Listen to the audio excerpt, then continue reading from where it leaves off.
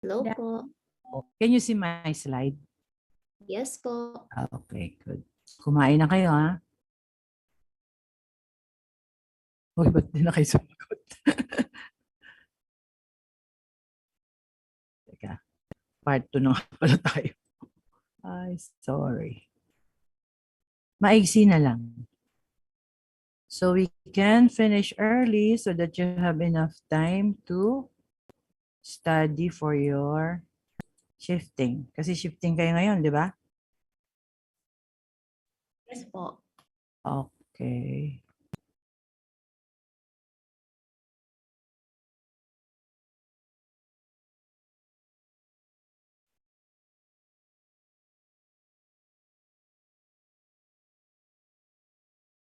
Nag-move yung slide. Yes. Yes po. Nandiyan na ba kayo lahat? Oo, nandiyan na kayo lahat. All right, so good afternoon again.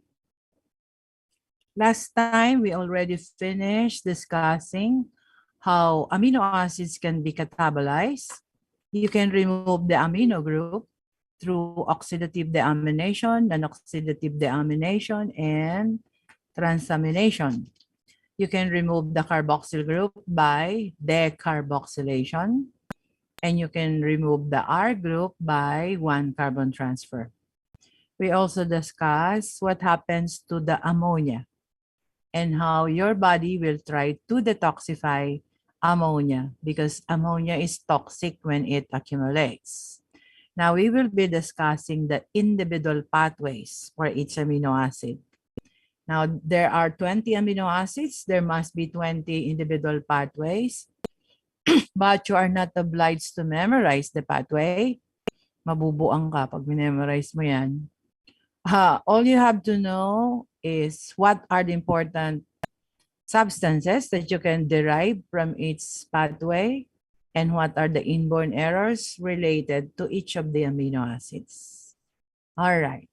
So starting with phenylalanine and tyrosine, these two are taken together kasi it is so easy to convert phenylalanine to tyrosine. And what did we say last time? Anong reaction ang magko-convert ng phenylalanine to tyrosine? Oxygenation po. Very good. Nakapag-aral na kayo, ah. Oxygenation. So, what are the important substances that you can derive from phenylalanine and tyrosine? First is melanin. That's the pigment responsible for your complexion. And then norepinephrine and epinephrine. These are the catecholamines. We already discussed what epinephrine does to your body in relation to carbometab. This is a hyperglycemic hormone. Nakakataas siya ng blood sugar. And it stimulates the two pathways, the two hyperglycemic pathways, glycogenolysis and gluconeogenesis. What are the inborn errors related to phenylalanine and tyrosine? First, you have PKU. In PKU, phenylalanine cannot be converted to tyrosine. Now, this is the complete reaction in the conversion of phenylalanine to tyrosine. This is the major enzyme. You also call this phenylalanine monoxygenase. There are two coenzymes, dihydrobiopterin and NADPH. What pathway under carbometab gives you NADPH? Ano? Nagbibigay, the major function is to produce NADPH. What pathway is that? HMP shunt. HMP shunt. All right, very good. So the HMP shunt produces NADPH. This is also a coenzyme in the conversion of phenylalanine to tyrosine. So G6PD deficiency, G6PD is glucose 6-phosphate dehydrogenase. That is the rate limiting enzyme of the HMP shunt. So if it is deficient, wala kang HMP shunt. And if there's no HMP shunt, there is no NADPH. So apektado tong pathway na to by G6PD deficiency. Kuha nyo? Alright. So there are three causes of PKU. One, you don't have the major enzyme, phenylalanine hydroxylase. Two, you don't have dihydrobiopterin, or NADPH, or both. Third, you don't have the enzyme that reduces dihydro to tetrahydrobiopterin, and that's dihydrobiopterin reductase. So those are the three causes of PKU.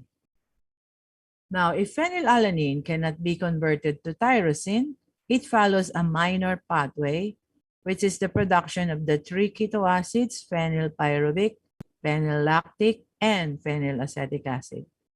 When this comes out in the urine, it imparts a mousy odor to the urine. Amoy patay na daga yung urine mo. So that's one outstanding manifestation of PKU, mousy odor of the urine. Another outstanding manifestation is when phenylalanine accumulates and it goes to the brain, it is toxic. Maski normal pa yan na amino acid, pag sobrang dami, nagiging toxic. So mental retardation and mousy odor of the urine are outstanding manifestations of PKU. Another inborn error, alkaptonuria. You don't have the enzyme that converts homogenesic acid to mallyl acetoacetate. So mag-accumulate yung homogenesic acid. And it will cause pigmentation of the connective tissues. That is called ochronosis, ochronosis. Remember that homogenesic acid is black in color. So pag nag-deposit siya sa connective tissues, it causes pigmentation of the connective tissues. It can also easily lead to arthritis. And when it comes out in the urine, upon exposure to air, your urine becomes black. You rarely find a disease with black urine. Maski kumain ka pa ng maraming dinuguan, hindi magiging black yung urine mo. Okay? So, that's what we call the triad of alkaptonuria. Black urine, pigmentation of the connective tissues or ochronosis, plus arthritis. Third inborn error, albinism. You don't have the enzyme that converts DOPA to melanin, and that's tyrosinase. So wala kang melanin. You are white all over. All your hairs are white.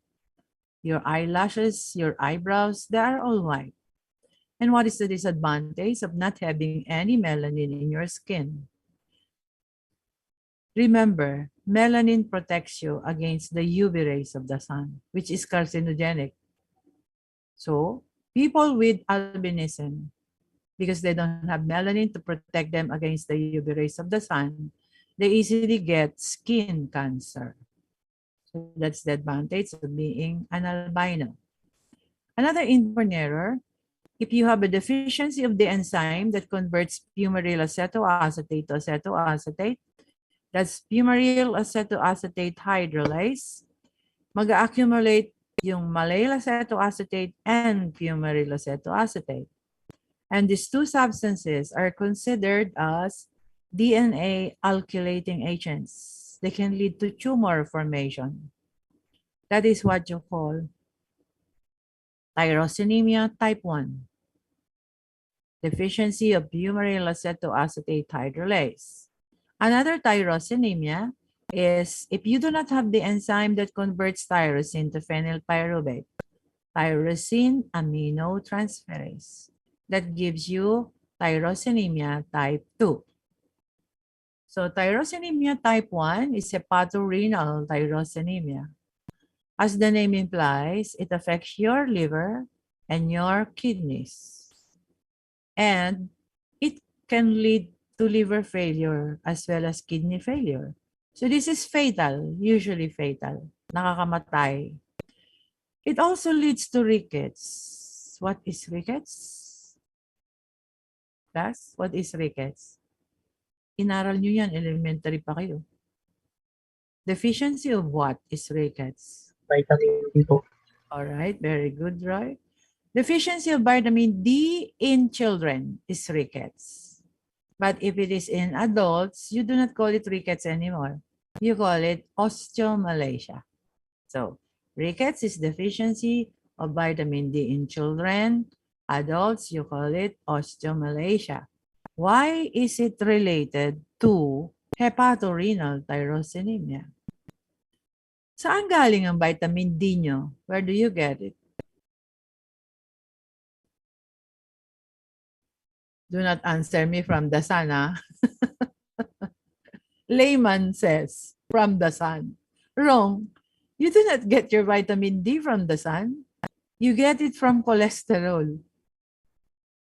I do not know whether you discussed the synthesis of vitamin D when you were discussing lipid metabolism, but it comes from cholesterol. And then it goes to the skin for activation by the sunlight.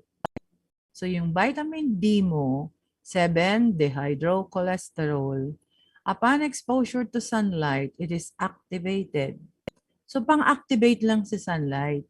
Your vitamin D came from cholesterol. Now from the skin, your 7-dehydrocholesterol will go to the liver and it will undergo hydroxylation. That's a reaction na magdadagdag ng OH. After hydroxylation in the liver, your vitamin D now becomes 25-hydroxycholecalciferol. Another name for that is calcidiol, DIOL. That is the storage form of vitamin D in your liver, calcidiol. All the fat-soluble vitamins are stored in your liver. In contrast to the B complex and C, they are not stored. So, nai-store yan sa liver, calcidiol. After that, it goes to the kidneys. Another hydroxylation takes place, converting now your vitamin D to 1,25-dihydroxycholecalciferol. Another name for that is calcitriol, TRIOL. And calcitriol is the most active form of vitamin D in your body. So yung most active form ng vitamin D na-form sa kidney. Yung storage form na-form sa liver. Now, the most active form, calcitriol, is the one that performs the functions of vitamin D in your body. Ano bang function ng vitamin D in your body? Anybody? Anong function ng vitamin D? Bakit kailangan may vitamin D ka?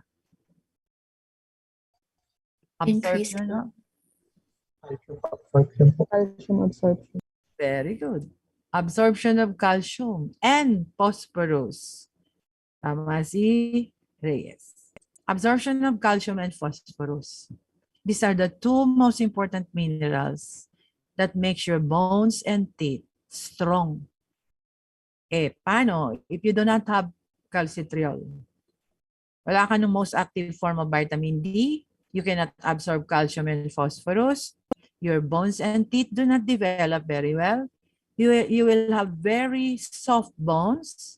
Rickets actually means bones that are soft and pliable. Madaling ikurba-kurba. Knees and bow-leggedness is a form of rickets. Kasi soft yung bones ng bata. For adults, osteomalacia, the bones become brittle. So madali kang ma-fracture. There is easy fracturability of the bones. That's osteomalacia. So importante na meron kang vitamin D, calcitriol. Disease yung liver mo at saka yung kidney mo. So you cannot form the most active form of vitamin D. Kaya nagkakaroon ka ng rickets sa hepatorenal tyrosinemia. Type 2 tyrosinemia, you also call it oculocutaneous tyrosinemia or the Rickner-Hanhart syndrome. Oculo is for your eyes, cutaneous for your skin. So you have eye and skin lesions. And this is also manifested by mental retardation. So those are the inborn errors associated with phenylalanine and tyrosine. PKU, alkaptonuria, albinism, hepatorenal tyrosinemia, and the Rickner-Hanhart syndrome. For tryptophan, the most important substance that you can derive from tryptophan is niacin. Niacin is vitamin B3. And you call the pathway that converts tryptophan to niacin kynurenine antranilate pathway. From the intermediates, kynurenine sa antranilic acid. Now take note.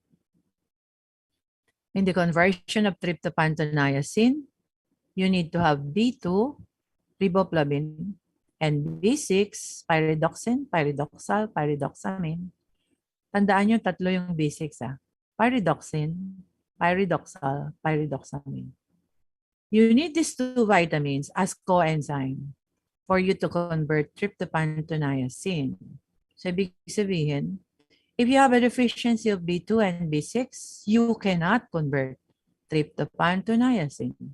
That is why whenever you have pellagra, pellagra is the disease that you get if niacin is deficient. And pellagra is manifested by the 3Ds: diarrhea, dementia or mental deterioration, and dermatitis.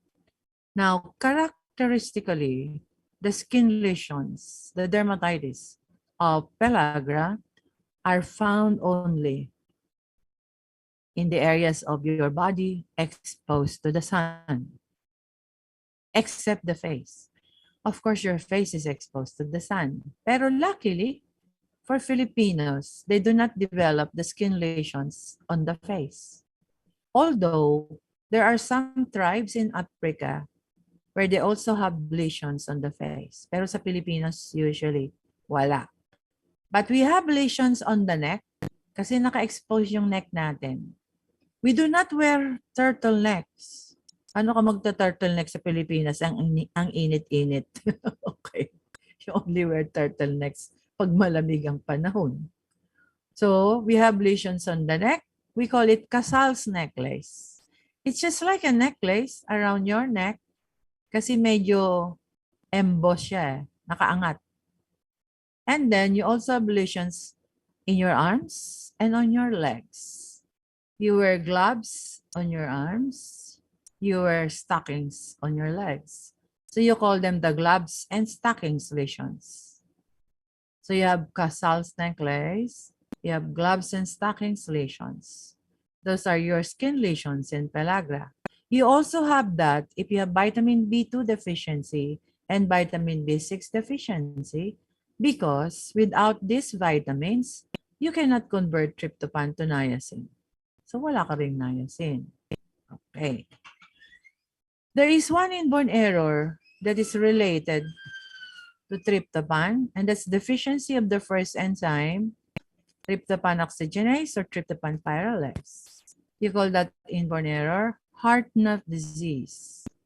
So in Hartnup disease, you cannot also synthesize niacin. Wala ka nung first enzyme. So Hartnup disease is also manifested by the 3Ds of pellagra. Plus, you have cerebellar ataxia. And cerebellar ataxia is manifested by unsteady gait. Para kang lasing kung maglakad. Those are the manifestations of Hartnup disease, cerebellar ataxia plus the 3Ds of pellagra. Now, specifically, pag B6 ang deficient, hydroxycynurenine follows an alternate pathway and it is converted to santorenic acid and then excreted in the urine. That means if you have vitamin B6 deficiency, there is increased excretion of santorenic acid in your urine.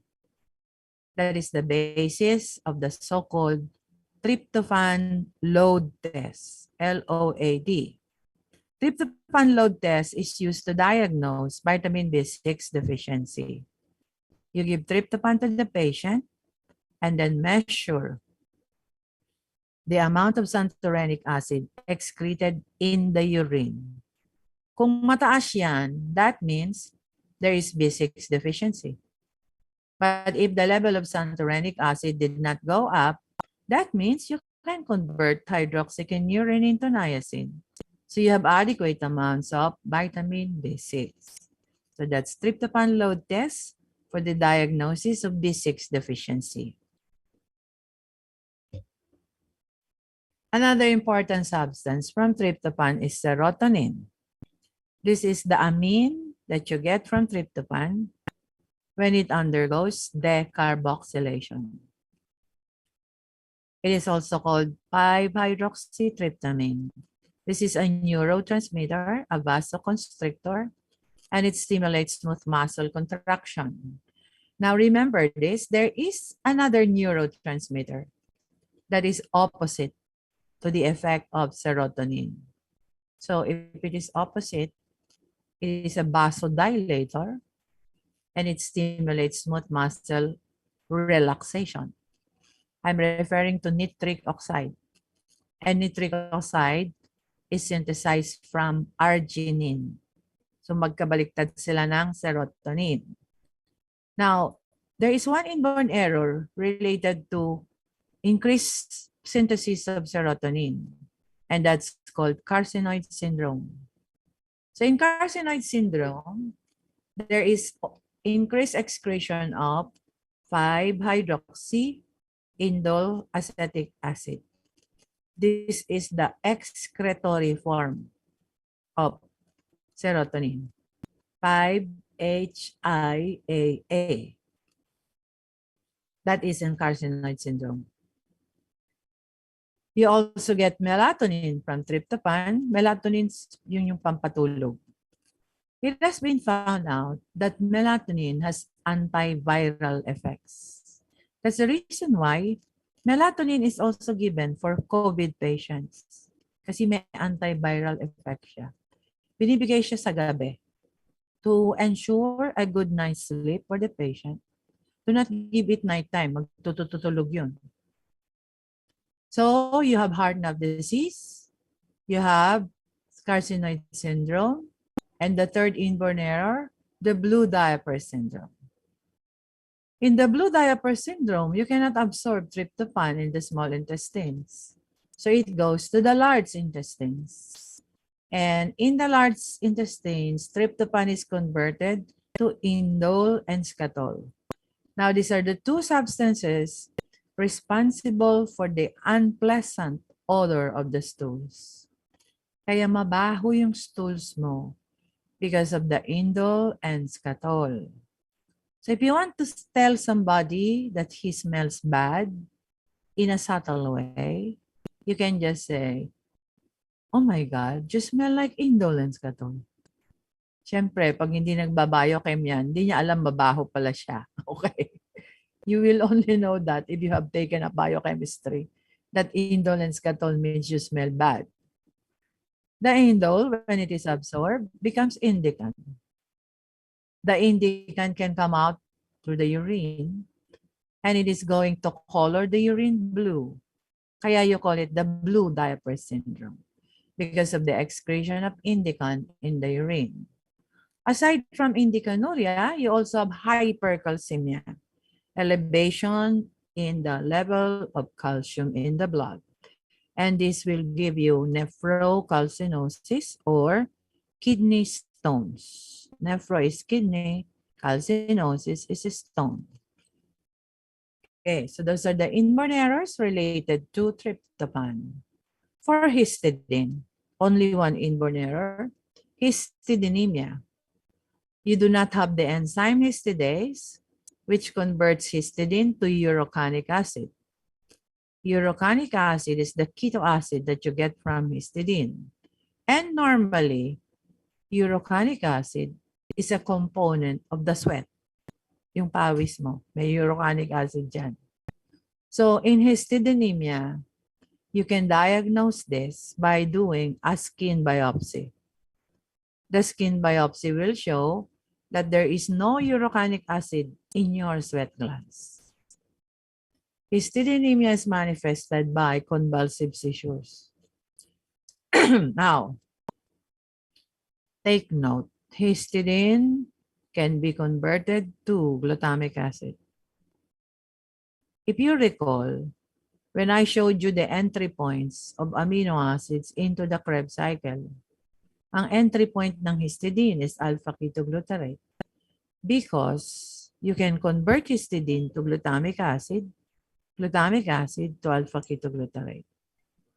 This is an example of a non-essential amino acid that is synthesized from an essential.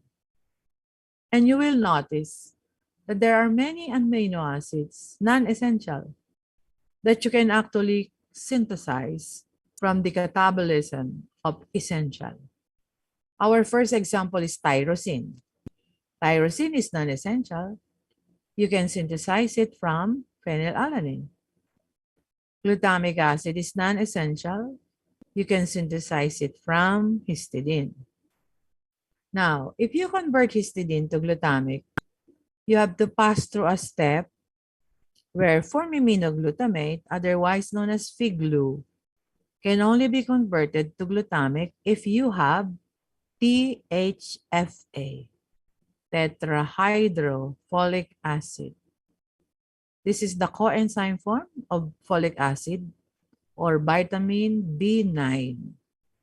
Sometimes it is abbreviated as FH4, H4 tetrahydro. So, if folic acid is deficient, FIGLU will accumulate. Hindi siya mako-convert to glutamic. And it will come out in the urine. That is the basis of the so-called FIGLU excretion test, which is a test for folic acid deficiency. We also call it histidine load test. Parang tryptophan load test for B6. You give histidine to the patient, measure FIGLU in the urine. Kung mataas si FIGLU in the urine, that means folic acid is deficient. Because if folic acid is adequate, the FIGLU will be converted to glutamic acid. Okay, so that's histidine. For valine, leucine, and isoleucine, if you remember, I said all amino acids are catabolized in the liver, except the branch chain amino acids. Valine, leucine, isoleucine are not metabolized in your liver. They are metabolized in your brain and muscles. But they all follow the same step. Pare-pareho sila ng step. The first step in their catabolism is a transamination, leading to the formation of the keto acid. So from valine, the keto acid is alpha-keto isovaleric acid. From leucine, the keto acid is alpha-keto isocaproic acid. And from isoleucine, alpha-keto beta-methylvaleric acid. Those are the three keto acids that you get from your branch chain amino acids after transamination. After transamination, you have a decarboxylation, converting now the keto acids to the CoA form. Now, for this particular step, may kanya-kanyang enzyme yan. For leucine, you call it alpha-keto isocaproic dehydrogenase. For valine, alpha-keto isovaleric dehydrogenase. And for isoleucine, alpha-keto beta-methylvaleric dehydrogenase. Tatlong enzyme, tatlong amino acids. But you can call the three enzymes by just one name, alpha-keto acid decarboxylase. So when you say alpha-keto acid decarboxylase, that encompasses the three enzymes, alpha-keto isovaleric, alpha-keto isocaproic, alpha-keto beta-methylvaleric dehydrogenase. That is the enzyme that is deficient in the inborn error called MSUD, maple syrup urine disease. So the pathway, the reaction that is blocked in MSUD is the conversion of the keto acid to the CoA.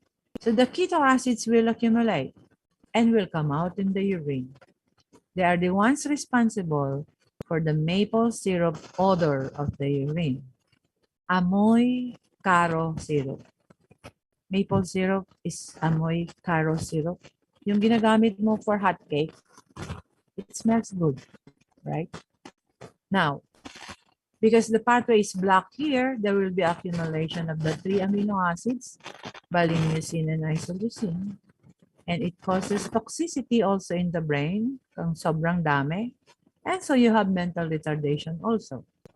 So, magkahawig ang MSUD and PKU. They both give you mental retardation. They both give you a peculiar odor to the urine. The only difference is that if it is PKU, it smells bad, mousy odor. If it is MSUD, it smells good. Smells like caro syrup, maple syrup urine disease. Pero pareho sila, di ba? Magkahawig. Okay. Now, from leucine alone, you derive HMG-CoA. Where did you meet HMG-CoA? Anong pathway? Sa lipid metab. Cholesterol synthesis. Cholesterol synthesis. Very good. This is an intermediate of cholesterol synthesis. So you can see, you can have a substance derived from an amino acid, but it is used in a lipid metab pathway. So there is always a link between protein and lipid metabolism. Now, there is one inborn error related to leucine alone. Leucine lang. Yung MSUD, that's related to valine, leucine, and isoleucine. But if the isovalyryl-CoA dehydrogenase is deficient, you have the inborn error called isovaleric acidemia. Accumulation of isovaleric acid that comes out in your body fluids, and it will impart a cheesy odor to your breath and body fluids. Amoy keso yung breath mo tsaka body fluids. Amoy masarap pa rin, diba? So isovaleric acidemia, that's for leucine alone. Okay. Now for lysine, there is only one inborn error. Now, first, you derive from lysine, pipecolic acid, and saccharopin. It is said that these two substances are used for industrial purposes. But I do not know exactly what, so do not ask me. Basta they are for industrial purposes. One inborn error related to lysine, deficiency of the enzyme saccharopin dehydrogenase.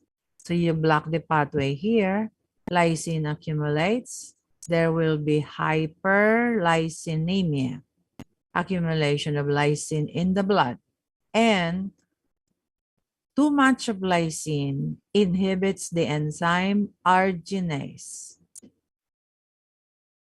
Arginase is the fifth enzyme in the urea cycle.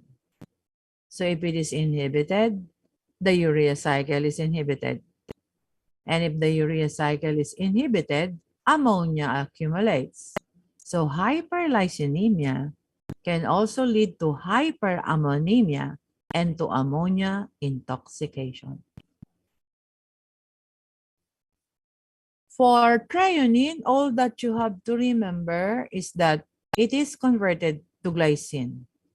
So this is another example of a non-essential amino acid, glycine, derived from an essential amino acid, which is threonine. For methionine, you can also get cysteine from methionine, another non-essential amino acid coming from an essential. One important substance that you can derive from methionine is SAM, S-adenosylmethionine.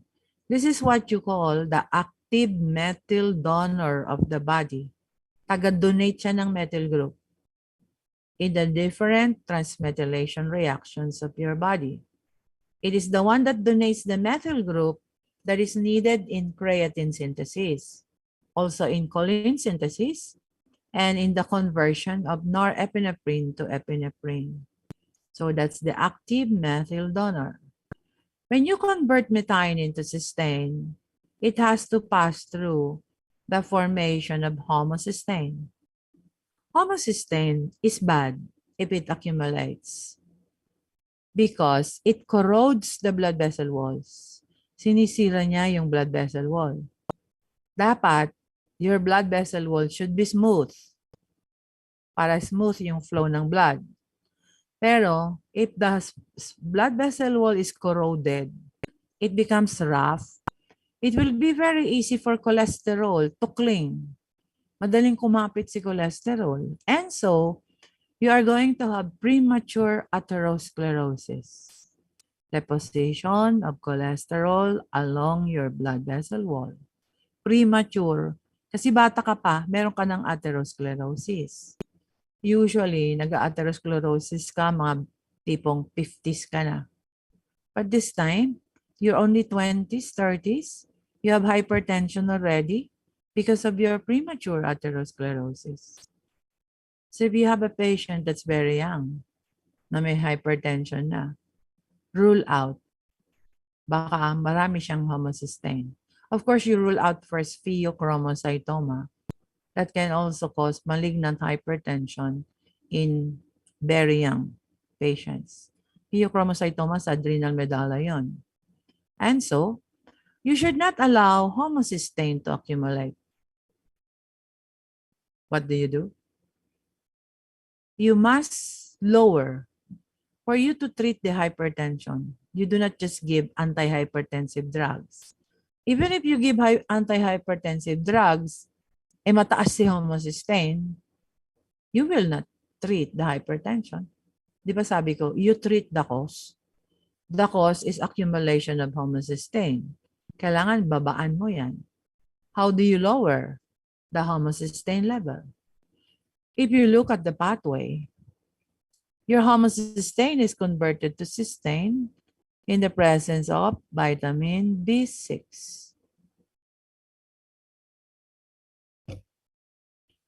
So one way to lower it, give high dose of B6 para mas mabilis yung conversion from homocysteine to cysteine. However, in practice, it does not work. Why? Because people who tend to accumulate their homocysteine have an inborn error that is asymptomatic. Meron silang inborn error na walang symptoms. That's why they do not know that they have that inborn error. What are these inborn errors that are asymptomatic? Deficiency of the enzyme cystathionine synthetase. That's homocystinuria. Or deficiency of the enzyme cystathionase. That's cystathionininuria. So even if you give B6, wala naman yung enzyme. How will you convert homocysteine to cysteine? So it does not work. So in the clinics, ang binibigay, something that will convert the homocysteine back to methionine. Because if you do that, you do not need the enzymes. So maski wala yung enzyme, you can convert homocysteine to methionine, the level goes down. There are 2 vitamins that you need for that. Vitamin B9 or folic acid and vitamin B12 or cyanocobalamin. They will convert homocysteine back to methionine. You do not need the enzymes that could be deficient in the inborn errors. The question is, can you use the 2 vitamins as a preventive measure? For prevention, para hindi mag-accumulate si homocysteine mo, why don't you just take a large dose of B12 and B9 every day? No, you cannot do that. You can only do that if your homocysteine is elevated. You must first take the lab and see whether your homocysteine is high or not. Because among all the B-complex vitamins, B12 is stored in your liver. For the water-soluble vitamins, the B-complex and vitamin C, they are not stored in the liver. So maski mag-take ka ng large doses, they will be just excreted in your urine. But that is not true for B12. It is the only B complex that you store in your liver. So when you take large doses of B12, madadeposit yan sa liver mo and it can become toxic. Mas mabilis ka pang mamatay. Alright? Bakit ganun? The dosage of the B12 that you have to give to convert the homocysteine to methionine is 500 milligrams. Eh, ang kailangan lang ng body mo, under normal situations, your normal RDA for B12 is just 5 milligrams. 5 lang. Magte-take ka ng 500. That's 100 times the normal requirement. So if there's no indication for it, that is very dangerous. You are going to deposit the B12 in your liver and it becomes toxic. All right? So hindi pwedeng pang preventive measure yung ganong kalaking B12. It will make your liver toxic. Okay? Doc, Yes? question lang po, hindi po ba magkukos ng mental retardation yung ano po, kapag kinonvert yung homocysteine to methionine po? Bakit Hindi- ka mag-mental retardation?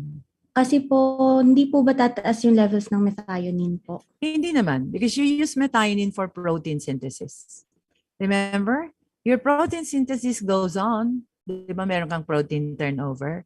The normal balance between proteins being synthesized and catabolized. So every day you are using your amino acids for protein synthesis. Kailangan mo yung methionine. Hindi siya mag-a-accumulate. Ginagamit siya. Okay? Okay po, thank you po. Next, cysteine. It is converted to pyruvate just like alanine. There are two inborn errors related to cysteine. Cystinuria, cystinosis. Both of them are manifested by cystine stone formation in the kidneys. There are 4 kinds of stones in the kidneys. 1, calcium oxalate stone. 2, uric acid stones. Pag matalas ang uric acid mo, pwedeng mag-deposit yan sa kidney mo and cause uric acid stones. And then you have struvite. Yan yung staghorn calculus. Parang horn ng deer. And the fourth, cystine stones. Cystine ang nag-accumulate. Because cystine is insoluble. And so the tendency for it to become stone is very high. So cystinuria and cystinosis can lead to kidney stone formation and they can eventually lead also to kidney failure, acute renal failure. For glycine, the major pathway for the catabolism of glycine is through the glycine synthase pathway. Convert the glycine to carbon dioxide, ammonia, NAD. You can also interconvert serine and glycine. Baliktaran, glycine to serine, serine back to glycine. Now, remember, you can only interconvert kung parehong non-essential. Glycine and serine are both non-essential. So you can interconvert. Pero, pag ang pinanggalingan ay essential, you cannot interconvert. So you cannot convert glutamic back to histidine. Histidine is essential. You cannot convert tyrosine back to phenylalanine. Phenylalanine is essential. And you cannot convert glutamic acid back to histidine. Pwede lang if they are both non-essential. When glycine undergoes oxidative deamination, the keto acid that you get is called glyoxylic acid. Now, in what pathways do you use glycine? Of course, you use it for heme synthesis. Glycine plus succinyl-CoA equals heme. Glycine is the source of C4, C5, and 7 of the purine ring. It is a component of glutathione together with cysteine and glutamic acid.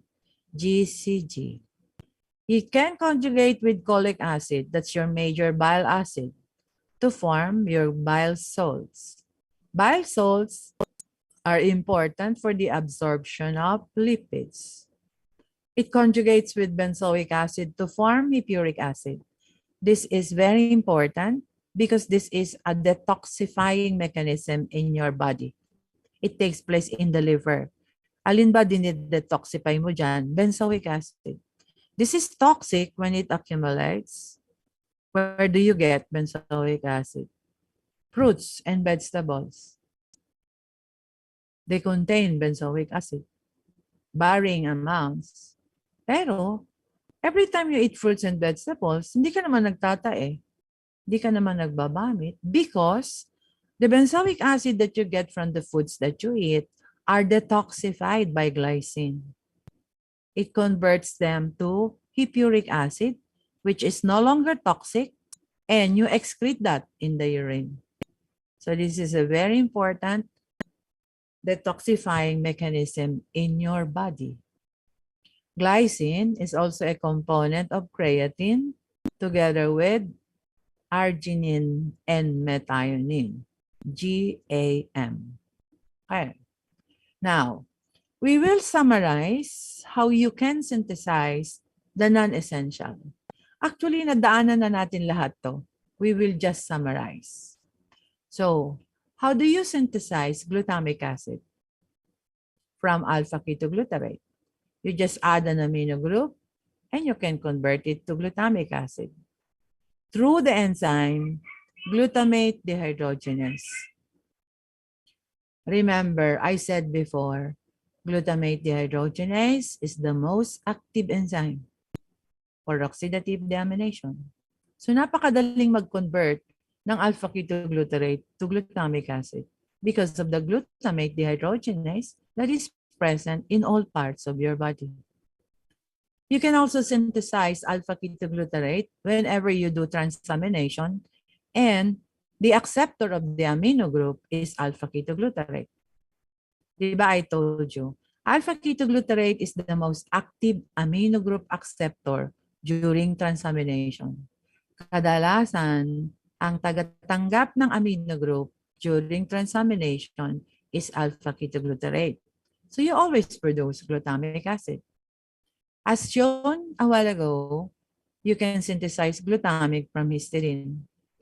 You can also synthesize glutamic from arginine passing through ornithine. Proline and glutamic are interconvertible. Baligtaran din yan, just like glycine and serine. Because proline and glutamic are also both non-essential. Kaya pwedeng interconvertible yan. Glutamine can come from glutamic acid through the enzyme glutamine synthetase. What did I say regarding this reaction last time? What is the significance of this reaction?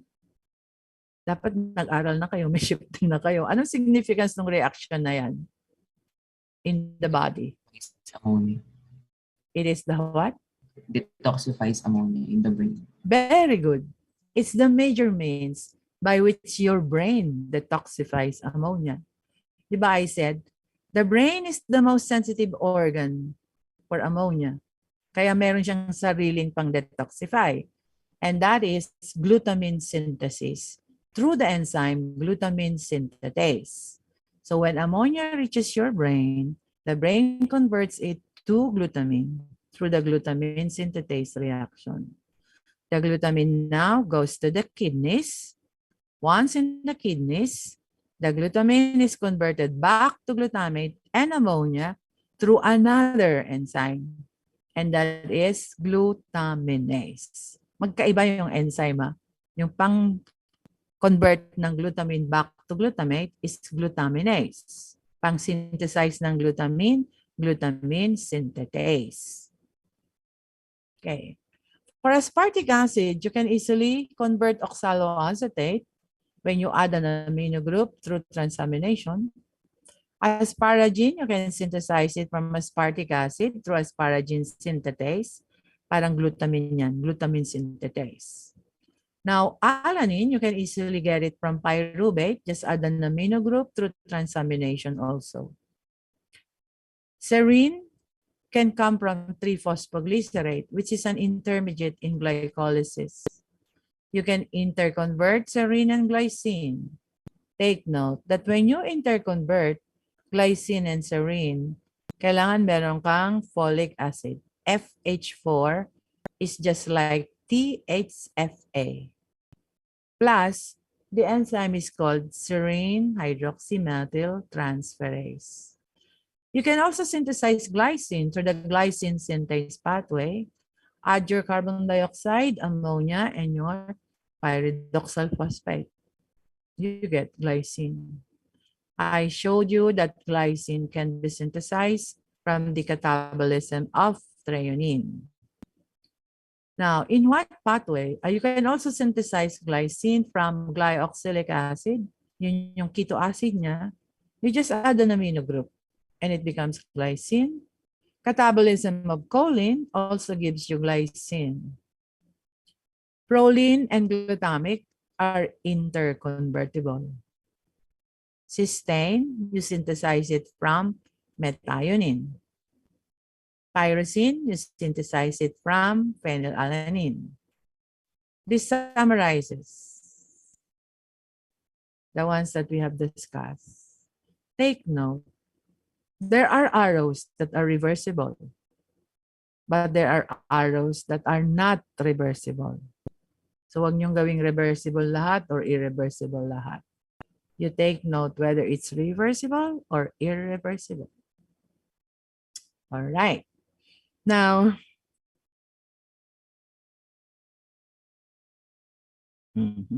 very good. We will now go to a summary of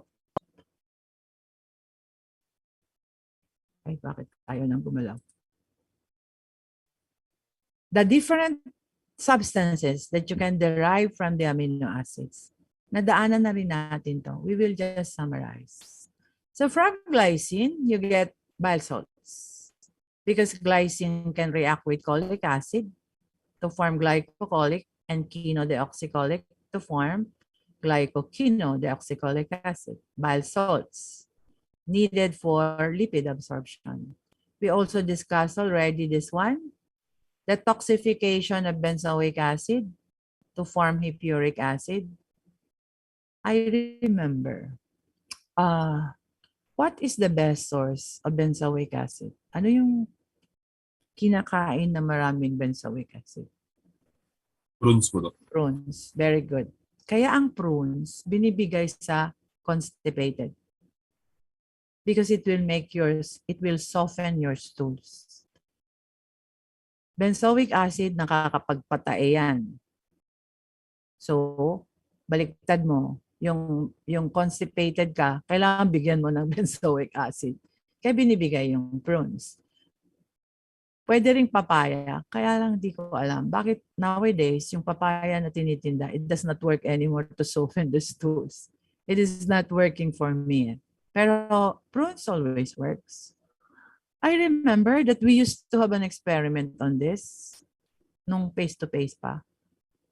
Pero we stopped the experiment actually, even before the COVID. The experiment goes this way. We assign one subject per group, then we give prunes. 1 box of prunes. You should eat that. If you are assigned to be the subject, you eat that breakfast time. But before eating, you collect your urine that will serve as the control. And then eat the prunes, and then collect again the urine that serves as the experimental urine. Then, analyze the hippuric acid content. Dapat, if you ate the prunes, tataas yung hippuric acid level. Diba? Because the benzoic acid component of the prunes was detoxified and converted to hippuric acid. Now, the reason why we stopped the experiment, one, yung result, hindi maganda. it did not show an elevation of the hippuric acid. Why? This is especially true if the subject lives in a dorm. Di ba, pag nagdo-dorm ka, marami kang kasabay na kumakain. And bawat kasabay sa pagkain, pag nakitang meron kang dalang prunes, it's not normal that you usually have prunes eh. It's not ordinary. Ay, may prunes ka pala. Pahingi naman 2 piraso lang. Eh, ilan silang hihingi sa'yo ng 2 piraso? Kalabas-labasan, ang natira sa'yo, 2 na lang din. So how do you expect that to increase your hippuric acid level? So, hindi kinain lahat. Ngayon, kung kinain mo naman lahat yung 1 box, you will have diarrhea. And you cannot go to school because of the diarrhea. So those are the 2 reasons why we stop it. The one who ate it all had diarrhea. He cannot come to school anymore. The one who did not eat it all, pinamigay. So wala ring nangyari sa experiment. Okay. So that's why we stop it. But that will prove that your hippuric acid level really goes up whenever you eat your prunes. Okay. Creatine synthesis. There are 3 amino acids that you need: arginine, glycine, methionine. The first reaction is a transaminidation. How does transaminidation compare to transamination? If you are doing transamination, you are transferring the alpha amino group, the amino group that is attached to the alpha carbon. Transamination yun. In transaminidation, you are transferring the amino group at the R position, side chain. Which amino acids have an amino group at the side chain? Only the basic. Sila lang. And what are your basic amino acids? Lysine, histidine, and arginine. Now, specifically, you call the R group of histidine imidazole. May specific name yung R group ng histidine. We call it imidazole group. Tryptophan, you call it indole group. Arginine, you call it guanido group. R group yun na. So, in transaminidation, you are transferring the guanido group of arginine to glycine. So your product is a guanido acetate, also called glycosamine. So that's transaminidation. Second reaction, you're going to add a methyl group. The methyl group comes from some S-adenosyl methionine. So you call it transmethylation. And your product will be creatine. Third reaction, creatine can be converted to creatinine by dehydration, removal of water. You can also convert creatine to creatine phosphate by phosphorylation. So, in creatine synthesis, the first reaction is a transaminidation. You are transferring the guanido group of arginine to glycine, forming guanido acetate. Second reaction, transmethylation. Some is the donor of the methyl group, forming creatine. Creatine can be converted to creatinine by dehydration or to creatine phosphate by phosphorylation. Porphyrins, you took this up when you had your lecture on heme synthesis. Your precursors, succinyl-CoA and glycine, you're forming delta-ALA, aminolevulinic acid. This is the rate-limiting step or the committed step in the synthesis of heme. Hindi nakalagay dyan that you must have pyridoxal phosphate as coenzyme. Vitamin B6 phosphate or pyridoxal phosphate. You need that for this step. So that means if you have vitamin B6 deficiency, there will be no delta ALA formation. No delta ALA, no heme. No heme, no hemoglobin. No hemoglobin, you have anemia. So vitamin B6 deficiency can lead to anemia because you will not form heme if vitamin B6 is deficient. Specifically, the anemia is called microcytic hypochromic anemia. What do you mean by that? Microcytic, maliliit yung red blood cells. Bakit maliliit? Because walang hemoglobin. Remember, the hemoglobin is inside the red blood cells. So kung wala siya, di maliit yung red blood cell mo. Microcytic hypochromic, pale. Bakit naging pale?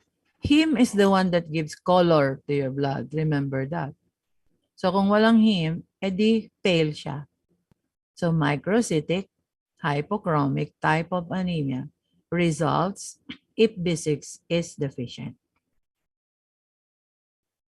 Purines, you need your glycine as source of C4, C5, and 7.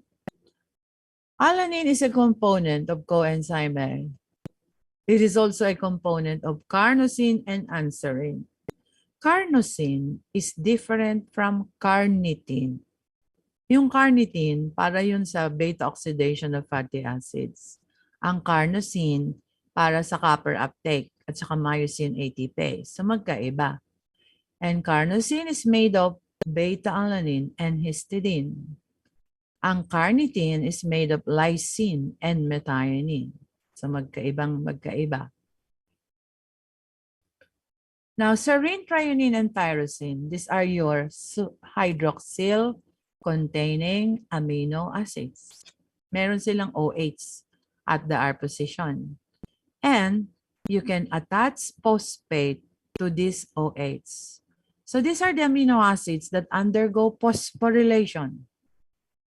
And phosphorylation and dephosphorylation, tanggal yung phosphate.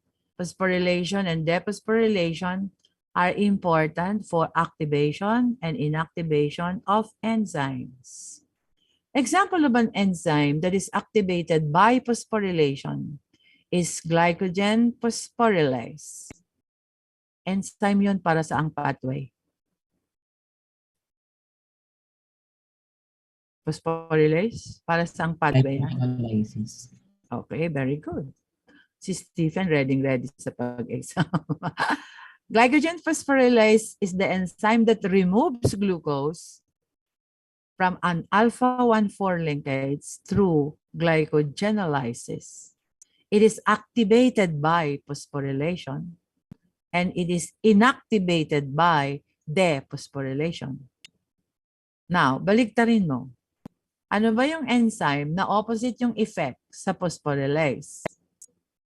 That's glycogen synthase.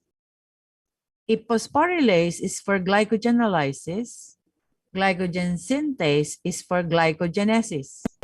It is the one that adds glucose to the alpha-1,4 linkage. So, magkabaliktad sila. When you phosphorylate, you activate glycogen phosphorylase, you inactivate glycogen synthase. When you dephosphorylate, you activate glycogen synthase, you inactivate phosphorylase. Hindi sila pwedeng sabay ma-activate kasi magkabaliktad yung pathway. Okay? Basta't ang phosphorylase activated by phosphorylation, ang glycogen synthase activated by dephosphorylation. Now, methionine is a component of spermidine and spermine. These are amines in the sperm. You also need methionine in the form of SAM to convert norepinephrine to epinephrine. As shown a while ago, it is the source of the methyl group during creatine synthesis. You need SAM to convert ethanolamine to choline. Choline is a component of acetylcholine, which is a neurotransmitter that you discussed very well under your physiology. Carnitine, ito yung sinasabi ko kanina, It's composed of lysine and methionine. And this is the carrier of your long-chain fatty acids, important for beta oxidation. Cysteine, just like alanine, is a component of coenzyme A. It is the source of taurine. If you are very observant, although siguro you do not do it kasi hindi pa naman kayo nanay, when you go to the grocery and buy formulas, infant formulas, in cans for your babies, there are milk preparations in can na nakalagay. Contains taurine for maximum brain development. Para bang yung taurine ang kailangan mo for maximum brain development? That's false. That's wrong. Taurine by itself will not make you develop your brain. Maling-mali yun. Pero, indirectly it can. Pag marunong ka ng biochem. How? Taurine, just like glycine, conjugates with bile acids to form bile salts. Bile salts are needed for the lipid absorption. Lipids and proteins are the ones needed for maximum brain development. Yung lipids at saka protein ang kailangan mo for maximum brain development. Kaya lang nakakabit si taurine kasi nagpo-form ka ng bile salts, which increases the lipid absorption. Pero by itself, it will not cause maximum brain development. Do you know when does maximum brain development start? Aaralin niyo yan sa PEDIA. It starts in the last trimester of pregnancy. Nasa loob pa lang yan ng tiyan. Down to the first 18 months of life. That's the period of maximum brain development. So it is very important that during this period, you ensure that your baby is properly nourished. To ensure maximum brain development, your baby should have adequate lipids and proteins. Kasi that's the period of maximum brain development. That is why there is a saying that goes this way. Intelligent mothers begets intelligent children. Kasi yung nanay yung kakain. If the mother knows the proper nutrition to ensure maximum brain development in the baby, then the baby will have maximum brain development. Lalabas na matalino yan. Unless na yung genes mo, puro pang bobo. Okay? Papasok pa rin yung genes dyan. Pero that is very important. The mother should know proper nutrition. May nagtanong na estudyante, paano ho kung yung pregnant woman nagbabamit? So, hindi siya makakain ng husto. The morning sickness of pregnancy usually occurs only during the first trimester. Wala namang nagbabamit hanggang makapanganak. Okay. Just the first trimester. Doon hindi ka makakakain. And there are some idiosyncrasies regarding that. There are even mothers who will crave for foods that not actually exist. Magka-crave ka ba naman ng atis na walang buto? Or kaya mangga na itim ang kulay. Madaling gawin yun, lagyan mo lang ng black na pentel pen yung balat ng mangga. Pero there are some cravings that you cannot explain, even biochemically.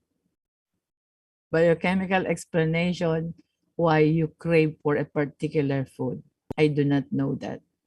Because when I was pregnant, first baby, I cannot eat at home. Dahil when the maid starts cooking, I start vomiting. Yung amoy ng sibuyas, ng bawang, etc., ng oil, I vomit. And so, kailangan sa labas ako kumain. Hindi sa labas ng bahay. Sa restaurant. So more frequently than not, sa restaurant kami kumakain ng husband ko, si Dr. Santos. And ayoko din ng maliit na restaurant eh. Ayaw din nung tiyan ko nun. Gusto lang malalaki na restaurant. Social ano. Pero, there is one thing that I can eat at home. Magnolia Twin Popsies. Eh di ba may naglalako niyan, nakakariton. So, every time that naglalako passes by, I buy Magnolia Twin Popsies chocolate flavor. Yun lang naman yung flavor na gusto ko. See, I do not know why I crave for that. I do not know why whenever I smell the cooking, I vomit. Pero, that's only the first trimester. Usually, last trimester, matakaw ka na, you eat anything na eh. So, proper nutrition, last trimester of pregnancy. Okay? Now, so that is your taurine. Maximum brain development. Histidine gives you histamine. That's the amine that you get after decarboxylation of histidine. Now, this is the substance released whenever you have allergies. If a person tells you, ay, allergic ako dyan, what is the first manifestation that comes into your mind na meron siya pag nag-allergy siya? Ano kaagad yung maiisip mo na manifestation? Skin rashes po. Alright, skin rashes. Sheriza. Unique ang pangalan mo, Sheriza. Very nice. Skin rashes. Pag sinabi ng isang tao, ay allergic ako dyan, naiisip mo kagad skin rashes. But allergy is more than the skin rashes. Okay lang kung skin rash lang yan. However, histamine can stimulate gastric acid secretion. And so, it can cause severe vomiting and severe diarrhea. If that happens to a child, in 24 hours, pwede siyang mamatay because of electrolyte imbalance. Madali silang mag-electrolyte imbalance. Okay lang kung medyo matanda na, pero nakakapanghina din yan, di ba? Magtae ka, at the same time, nagsusuka ka pa. After 3 bouts of that, lungay-ngay ka dyan. Di ba in-istorya ko sa inyo yung allergy ko? Are you the section where I told the story? Yes or no? No po, Doc. Ay, hindi pa. Hindi pala sa inyo. I'm allergic to shrimps, to crabs, and to mussels, tahong. My allergy to shrimps developed when I was a doctor already. It started when I attended a convention in UP, College of Medicine. We had lunch at the Pedro Hill, at one of the restaurants at Pedro Hill. Di ba nasa Pedro Hill yung UP College of Medicine? Ang ulam namin, shrimps with cashew nuts and green peas. After eating 3 pieces of the shrimps, I said to my friend, another doctora, parang hindi fresh itong shrimps. And sabi din niya, oo nga. So, hindi na namin tinuloy na kinain. Going back to UP, kasi lunchtime yon, I'm supposed to present a paper ng 1 o'clock.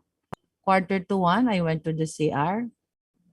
Pero when I went to the CR, I started vomiting already.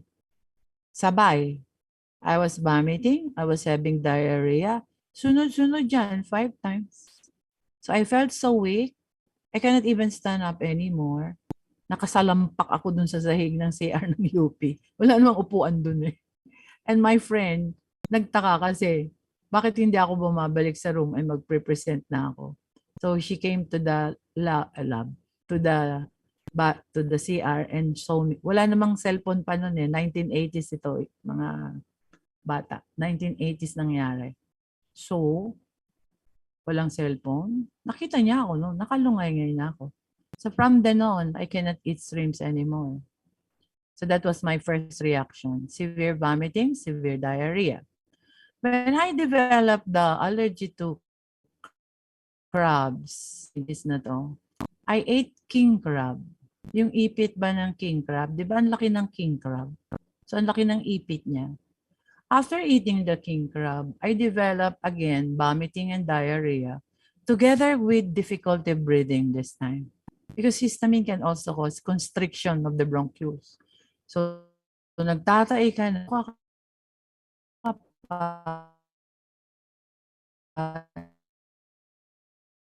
hindi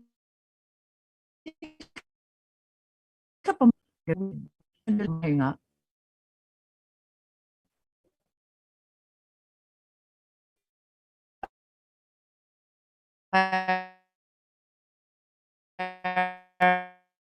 Pero after na ako, so the one fossils or tahong happened in a Christmas day because we had to attend the Santos clan reunion in a house of a cousin in Quezon City.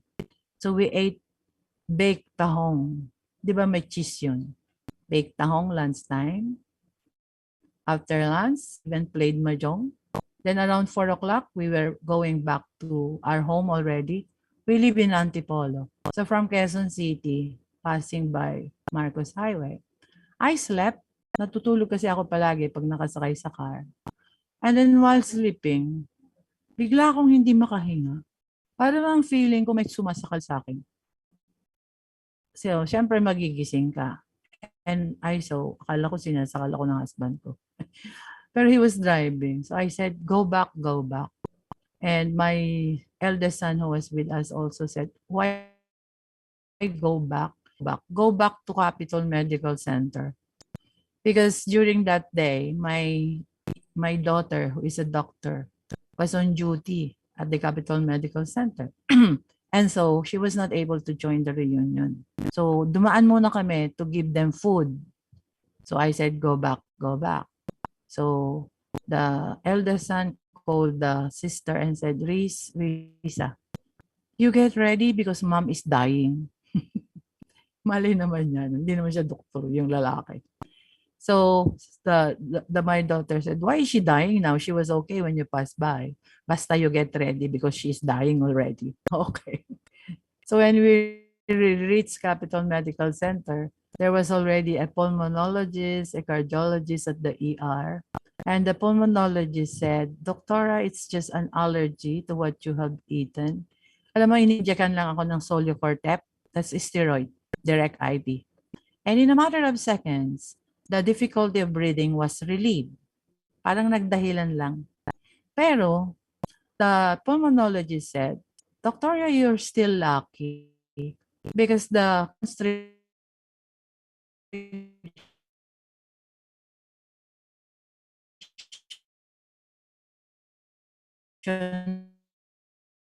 was not happened.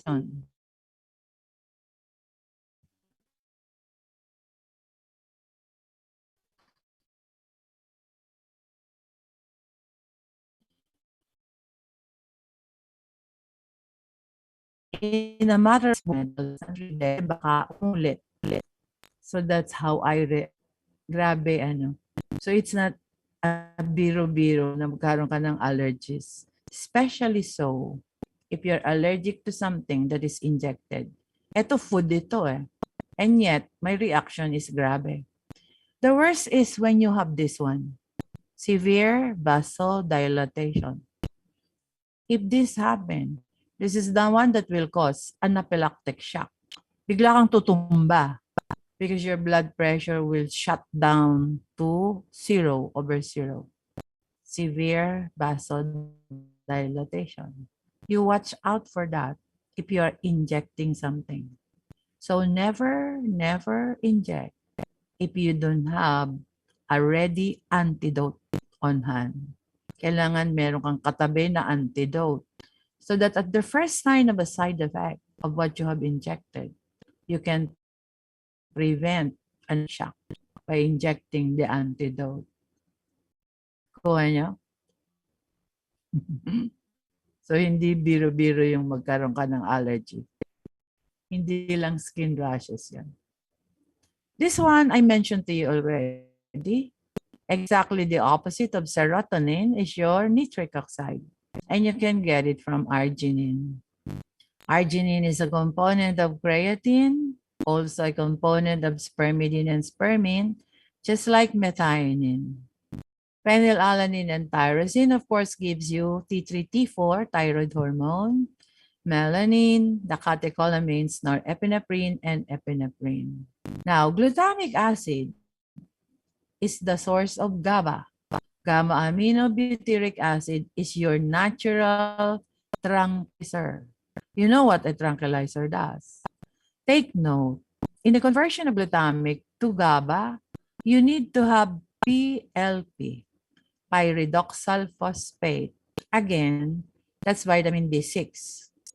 So, if B6 is deficient, you cannot form GABA. What will be the manifestation? Convulsive seizures. So vitamin B6 deficiency gives you convulsive seizures and gives you a microcytic hypochromic type of anemia, as I have explained a while ago. So pwedeng grabe yung manifestation ng B6 deficiency. Tryptophan, of course, gives you serotonin, indole, skatol, melatonin, niacin. Now, this pathway is more appropriately discussed under carbometab. It simply means you can easily convert alanine to glucose. Remember, what maintains every day your blood sugar? It is the food that you eat. Kaya ka kumakain para hindi mag-hypoglycemia ka, di ba? Pero, during the times that you cannot eat or wala kang makain, how will you maintain your blood sugar? Hindi ka na kumain.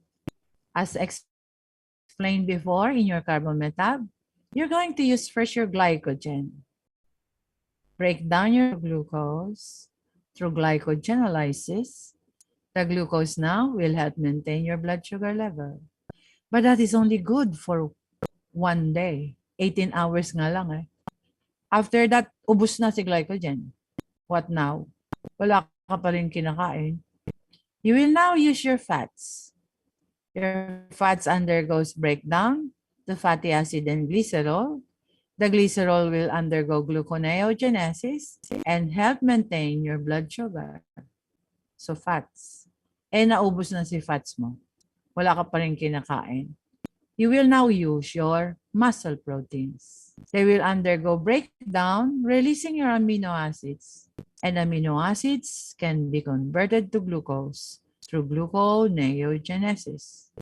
It just happened that among the amino acids, alanine is the most active to be converted, na madaling ma-convert to glucose.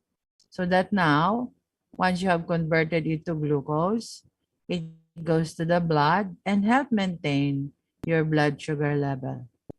So the major function of the glucose-alanine cycle is to help maintain your blood sugar level during the times that you are not eating. Hindi ka kumain. So that's the pathway that will convert your amino acids to glucose through gluconeogenesis. And that helps maintain your blood sugar level during the times that you are not eating. Okay. Last topic is on nitrogen balance. If you're going to write the formula or symbol for proteins, it is CHON, CHON versus CHO for carbohydrates. That emphasizes and the importance of the nitrogen in proteins. So when you measure the nitrogen intake, it is just like measuring your protein intake. When you measure the nitrogen output, it's just like measuring your protein output.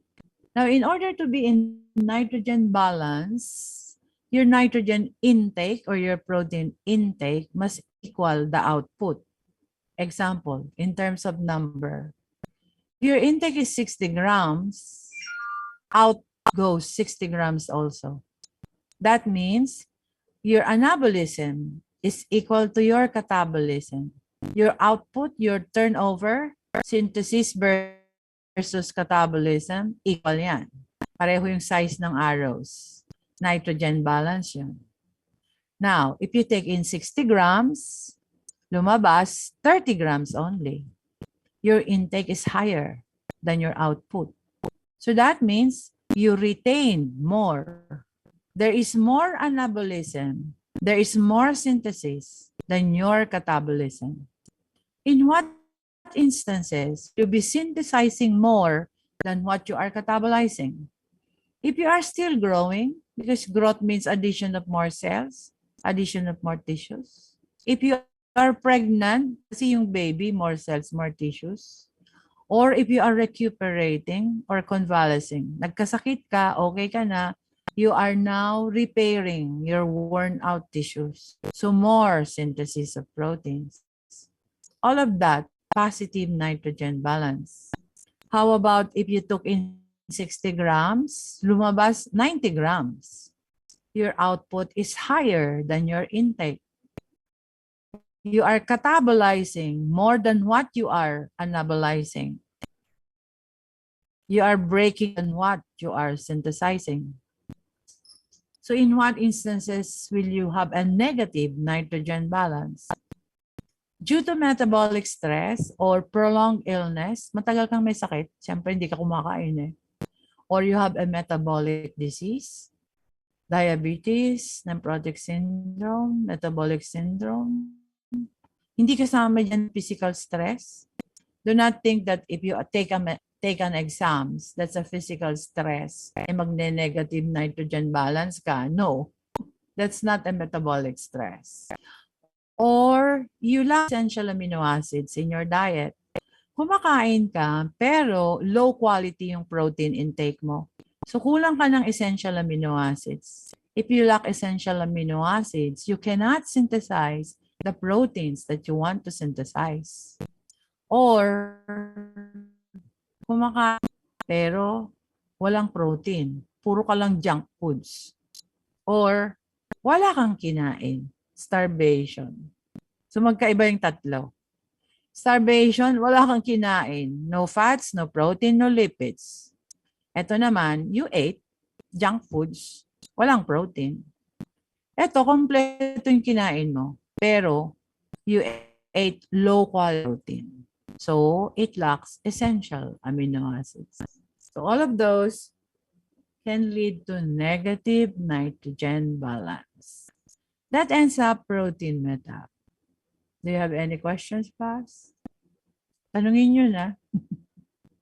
So you have still a lot of time to study your shifting. Remember, I usually ask questions that are analytical. So analyze it very well before you answer. And teka, we are supposed to stay up to 3 o'clock. So mag-log out kayo mga 5 to 3, ganon. Pero you can do your thing now. You can still ready. I'll just leave you. If you have no more questions, If you have any questions, you can ask me. Wala kayong question? No reactions? No questions. Okay.